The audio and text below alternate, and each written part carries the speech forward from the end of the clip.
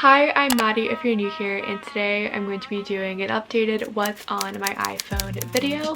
I did one of these a few years ago, but I did get a new phone this summer. I got the iPhone 15 Pro, and I know I am a little bit late to the game because this phone has been out for a while. I just needed to get a new phone because the battery on my iPhone 12 was really deteriorating, and I really couldn't make it throughout a full day without needing to charge it. And that is always the telltale sign to me that I need a new phone, is when the battery can't make it through a full day. Just to quickly go over the specs, like I said, I got the 15 Pro and I got it in this really pretty white titanium, and I went with the basic 128 gigabytes of storage just because that worked out really well for me on my last phone and I didn't feel like paying an extra $100 to get more storage. Starting off with my lock screen is a picture of me and my boyfriend. So entering my phone, we have one page where there are no apps and you can just see the wallpaper. I know that I've gotten a lot of questions about how I made this happen, and I think it was a feature on old iPhones that you're able to do this, and because of my iCloud backup I've been able to keep it with each new phone. But now I'm pretty sure if you add a wallpaper and there's no apps on it, it goes away. So I just feel really lucky to be able to have this because I don't think that you can create this now. Sliding over to the first page of apps, these are pretty much all the ones that come on your iPhone, so I'm not really going to go into too much detail here, but I did add two widgets. I added my fitness widget and Apple Music.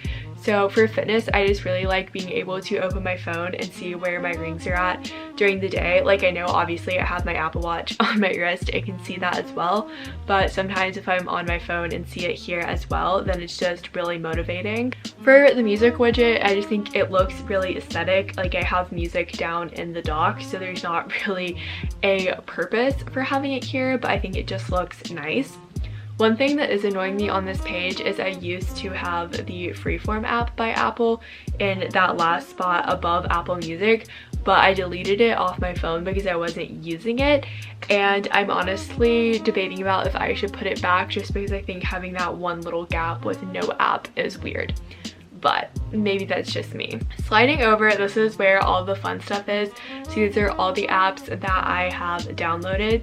Starting off, we have a widget from CoStar, which is an astrology app, and honestly I kind of want to replace this with a different widget because I used to be super into astrology in high school and I have definitely fallen off my astrology game, not super into it anymore, but I haven't put the time in to find a new widget to replace it, so maybe I will do that at the end of this video. But then I have 4 apps that are not in folders because they are my primary social media apps. So we have Snapchat, Instagram, and Pinterest. I all use pretty much daily. Then we have Threads. This is where Twitter used to be. I used to be into Twitter. Things happened and now Threads is like what most people are using, but I just haven't really gotten into Threads. Let me know in the comments if you're into Threads or if you're also having a hard time getting into it. I have it downloaded, maybe I'll start using it at some point, but as of now I don't really open it at all. Moving on to the communications folder, we have Gmail and GroupMe, which I use a lot for school, so obviously Gmail is really important. I feel like I would not stay as up to date with my email if I did not have it on my phone getting notifications. And then GroupMe is what most of the organizations at my college use to communicate. I really don't like it, but I kind of have to have it, otherwise I would never be up to date with what is going on. Then I have Bitmoji, just so that way my Snapchat is looking fresh and up to date. I literally haven't changed my Bitmoji's outfit in I don't know how many years because go Cowboys. Then we have WhatsApp, which I don't really use, but my parents traveled abroad a couple of years ago and it was a good way to communicate with them. So if you're looking for a good way to communicate with people internationally, I would recommend WhatsApp. I feel like that's what most people use. Moving into the productivity folder, we have Venmo. I feel like everyone is a big Venmo user now. It's just so easy and convenient. Then we have Truist, which is my banking app. Again, I would not really check my bank account as much if there was not a mobile version. Then we have Goodreads. You all should definitely go follow me on Goodreads. My account is just at Madeline Morphis, but I would love to see what you all are reading and get your updates and stuff like that. So go request to be friends. I will definitely accept. I love scrolling through and seeing like how people are progressing on books and how their thoughts change as they're reading. Then we have Duo Mobile, which I'm sure a lot of other college students also have this. It's honestly the least annoying version of two-factor authentication I have seen, so it's not too bad. Then we have YouTube Studio, obviously, so that way I can check on my content on the go. Then we have Google Maps. I am personally an Apple Maps girl. I know that can be a little controversial, but I really like Apple Maps a lot better than Google Maps.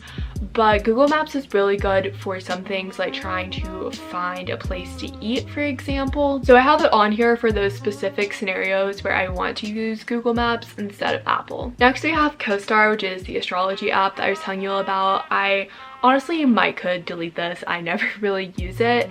And then we have Bank of America, which I never really use this app either, and that's just because some organizations that I'm involved with at UVA, we have to use Bank of America for our finances, and I'm on the exec board of one of those, so I have this in case I need to check on our club's finances, but to be honest, I never really do that because I'm just the vice president. Moving on to the school folder, I feel like I never really do a lot of school stuff on my phone, but again, it's nice to have in case I do end up needing it. So we have a bunch of Google apps. We have Docs, Drive, Slides, and Sheets, and again, it's not like I'm doing actual work on here, but it's nice to have if someone sends me a document they want me to review quickly and I'm not at my laptop, I can just look at it on my phone.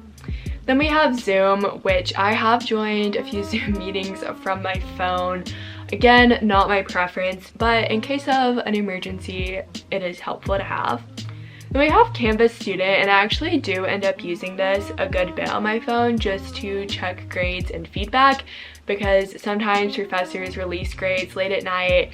I'm already in bed, I don't really want to go to my laptop to check, so I can just quickly see my assignment feedback without having to touch my laptop. Then finally we have GoodNotes, which I never use on my phone. I honestly don't know why I have it downloaded here. This is an app that I primarily use on my iPad, of course, but I also use it on my laptop a little bit as well, but never my phone. Moving into the streaming folder, we have the mini services that my family has. We have Netflix, Max, and Prime Video.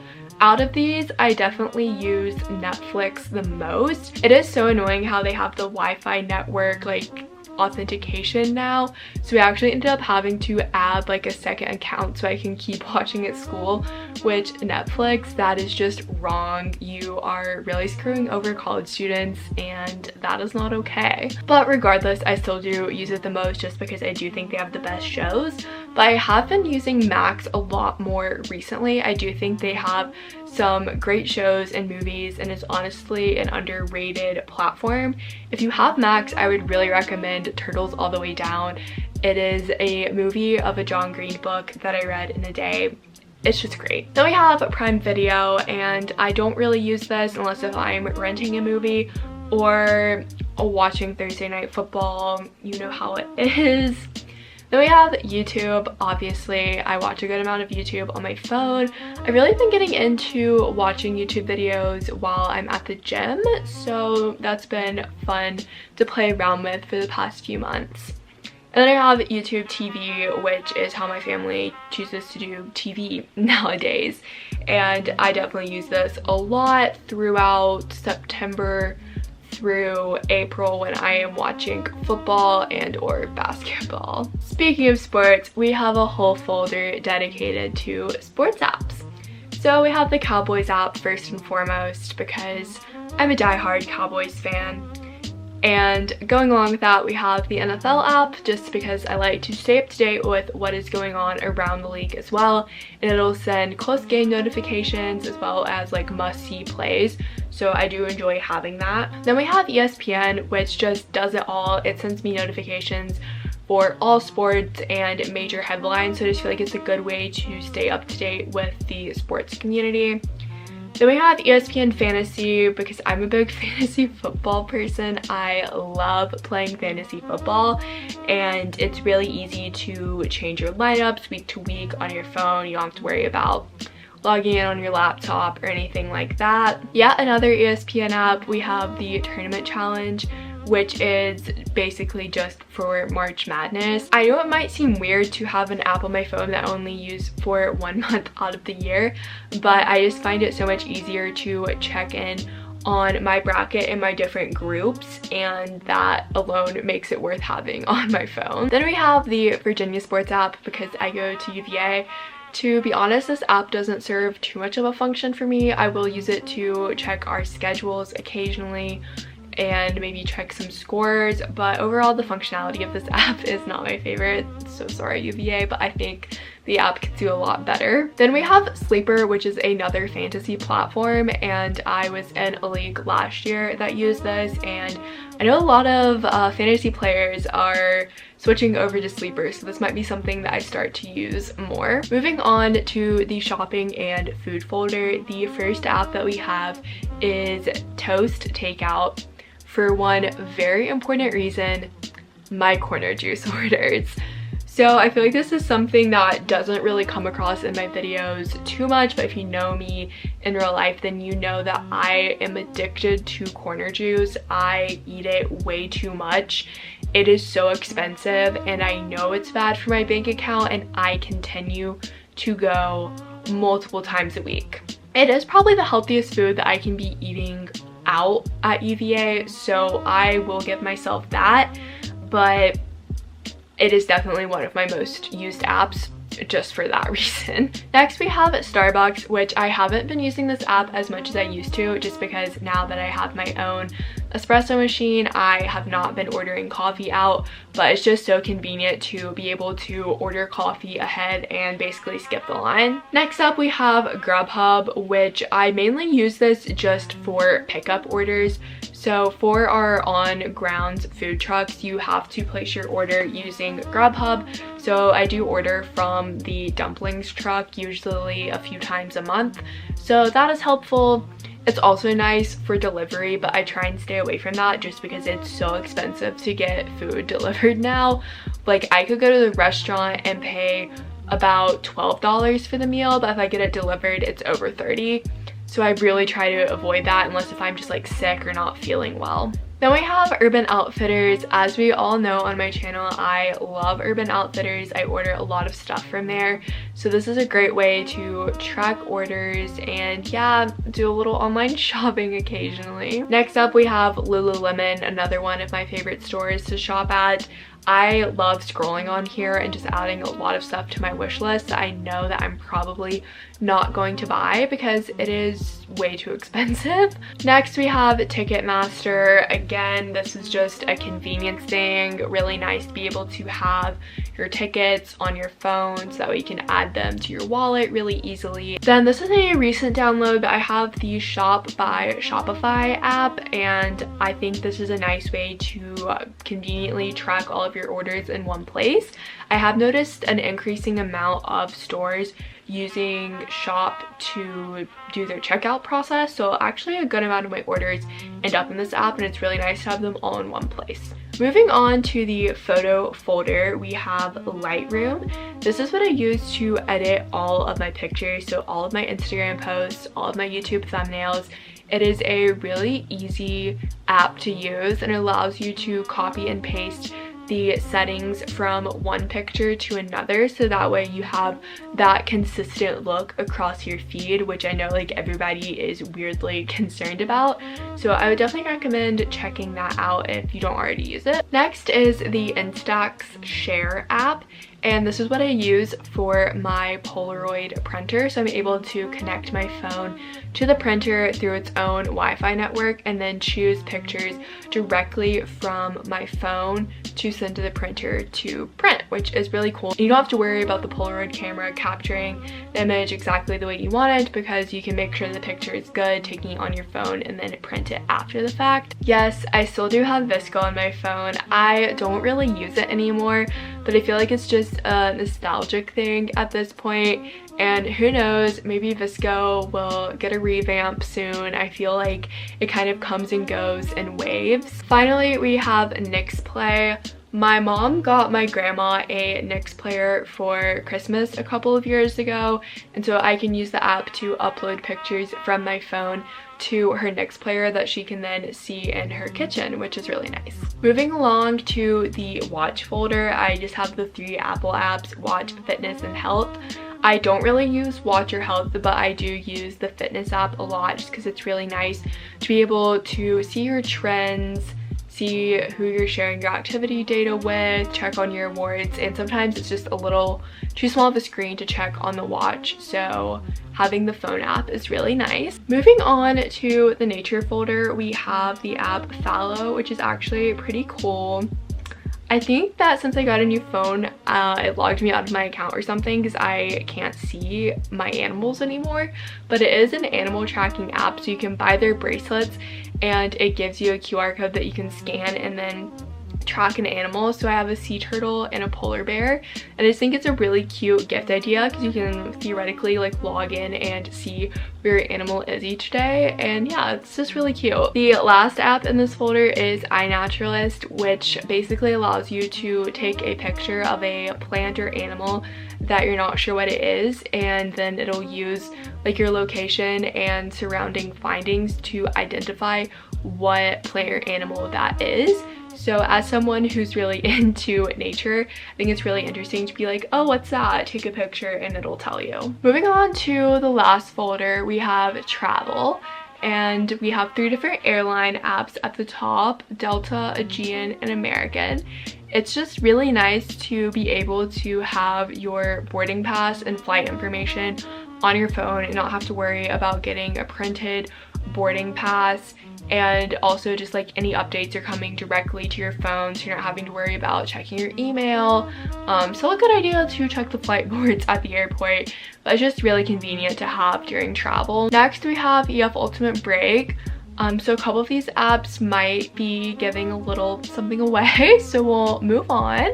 We have Uber. I don't really Uber at all, but I have had to use it a couple of times, and it is obviously helpful to have the app when you do need to Uber, because you have to have it to Uber, and if you don't have it downloaded, it just takes longer. Then we have Park Mobile, which I'm sure like most people probably know what this is. Sometimes in cities you just pay on your phone to park, and there's different zone numbers. So we have Park Mobile all throughout Charlottesville, so it's just really nice to have this on my phone for if I'm driving to the downtown mall, for example. Then finally we have Duolingo. Again, this might be giving something away, so we'll move on. And then lastly, I did want to mention my Pinterest widget down here, which I honestly really like because each time I come to the screen, there's like a new aesthetic image for me to look at. So I think I might actually go ahead and change this co-star widget to another Pinterest widget. So just edit home screen, remove that, add, and then add another Pinterest one. So I like doing the boards one, so that way you can pick which board you want the image from. So we'll just add that and then go back in and edit widget. So we will choose the board. Let's do travel. That is going to be all for today's video. If you enjoyed it, be sure to give it a thumbs up and let me know what your favorite app to use on your phone is down below. And don't forget to subscribe while you're down there, and I will see you in my next video. Bye! I said it before and I'll say it again. Life moves pretty fast. It's not about personality matrixels and charts. It's all about the bumps in your heart.